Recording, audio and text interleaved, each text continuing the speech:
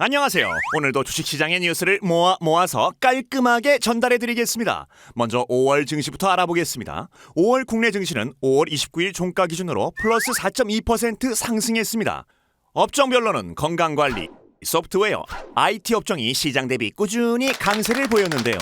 그동안 낙폭이 컸던 에너지, 조선, 은행 업종도 이제 슬슬 올라오는 모습들을 보였습니다. 하지만 기업이익 전망치는 하향세가 지속되었습니다. 2020년 및 2021년 연간 기업 순이익 전망치는 최근 4주간 각각 마이너스 5.0%, 마이너스 2.0% 하향 조정되었는데요.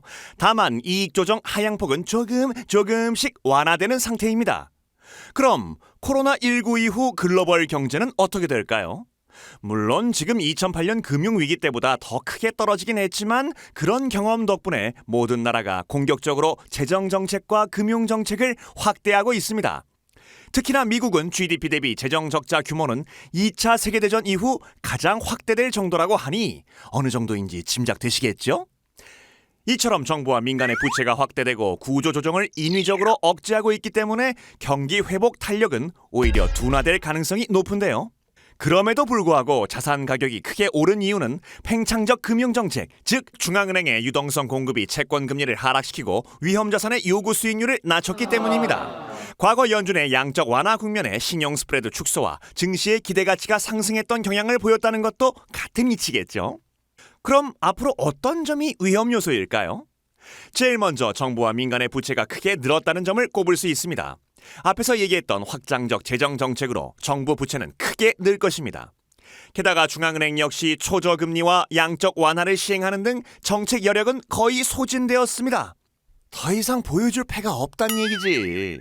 기업의 부도를 막고 고용을 유지시키려는 정책들이었지만 결과적으로 구조조정을 지연시켰다는 점은 향후 경기에 발목을 잡을 수도 있습니다.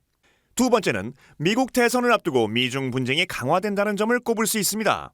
미국은 지금 코로나19가 퍼진 이유가 중국 때문이라는 중국 책임론을 이야기하고 있죠. 그래서 중국에서 자본을 이탈시키려는 노력이 더 거세질 수도 있습니다. 그럴 경우 경제 블록화와 탈국제화 현상이 가속화되면 중국에 대한 무역 의존도가 높은 국가에게 더 큰 위협이 될 수 있습니다. 딱 우리나라 같은 경우지. 그럼 마지막으로 앞으로의 시장은 어떻게 될까요? 낮은 성장성, 디플레이션 압력의 고조, 팽창적 통화정책 이 세 가지가 더해진다면? 맞습니다. 성장주가 무럭무럭 자라서 초과 성과를 낼 수 있는 매우 유리한 환경이 만들어집니다. 미국과 한국 증시에서도 팡플러스 마이크로소프트, 삼성전자, SK하이닉스, 삼성바이오, 셀트리온, 네이버, 카카오 등에 대한 시총 집중 현상이 매우 두드러지게 나타나고 있습니다. 사실 누군가는 동업종의 거품 형성도 우려하지만 전반적으로 경기 회복 속도가 거북이 행군하는 속도라서 성장 업종에 대한 프리미엄은 지속될 것으로 보입니다. 코스닥 업종은 코스피 대비 중후장대 제조업의 비중이 낮고 IT와 헬스케어 업종의 비중이 높기 때문인데요.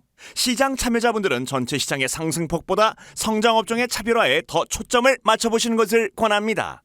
우리 모두 잘 투자해보자고. 자, 그럼 좋아요와 구독 눌러주시고 다음 달에는 평화로운 세상에서 만나요.